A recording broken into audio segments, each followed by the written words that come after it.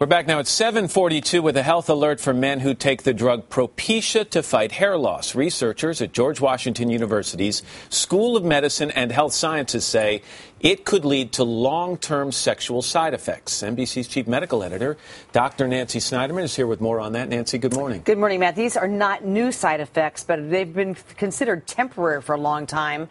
But because people have consumed, they've gone away. They haven't been so worried. But this new study raises the question, could the sexual dysfunction be permanent? Propecia, helping make hair loss history. Some men who've experienced male pattern baldness, a hair loss on the top of the head, which accounts for more than 95% of hair loss in men, have chosen to treat the condition with a prescription medication known as Propecia. Propecia's website posts the following warning. In clinical studies, a small number of men experienced certain sexual side effects, and that each of these side effects occurred in less than 2% of men and went away in men who stopped taking Propecia. But this study, published in the Journal of Sexual Medicine today, says not so fast. I surveyed a bunch of young, healthy men who had no medical problems, no psychiatric problems, no use of any prescription medicines, who took the medicine Propecia, or finasteride is the generic term for it, and while taking the medicine, they developed sexual side effects, such as low libido, erectile dysfunction, problems with arousal, and difficulty in orgasm.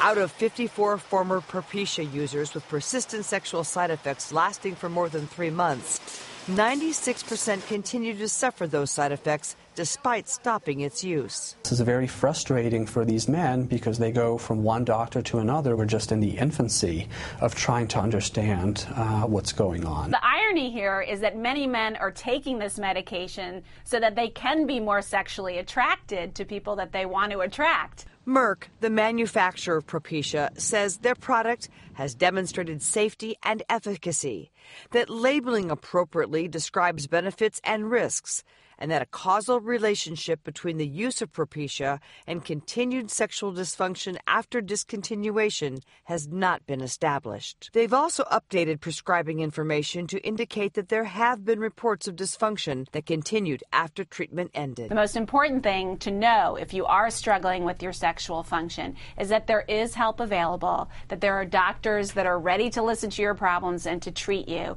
You just have to ask for help.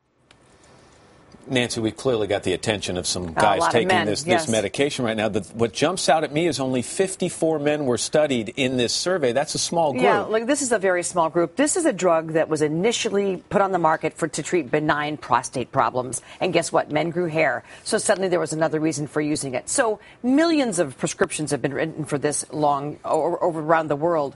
But these guys took 54 men who, before they took it, had no sexual dysfunction at all.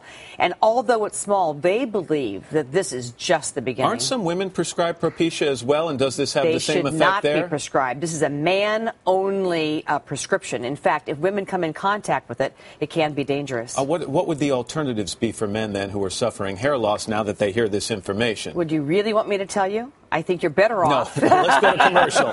No, thank you, Nancy. No, of course I do. Look, I mean, for medications, the reality is most of these medications have some hormonal change in them, and that's why we're seeing, these unwanted side effects. I think this is a time for men to remember, anytime you put something in your mouth, it's a pill, you're going to have a side effect, and perhaps baldness is not such a big turnoff to women. You think men put too much stake on how much hair they have in terms of being attractive to women? Women care less about hair than perhaps sexual function? I think women care more about an erection than baldness. That's a good time to go to commercial. Nancy, thank you very much. You're welcome, Matt.